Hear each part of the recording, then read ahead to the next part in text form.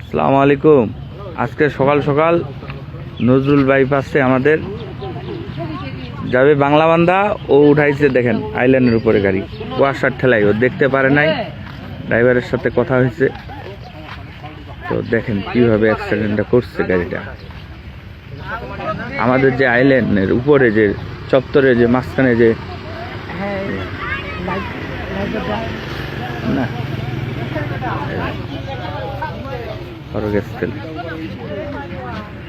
লাভ নাই।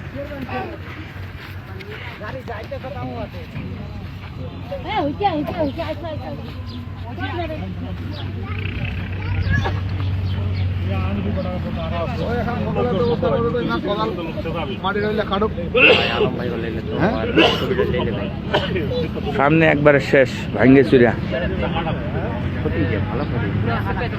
আলু ভর্তি গাড়ি।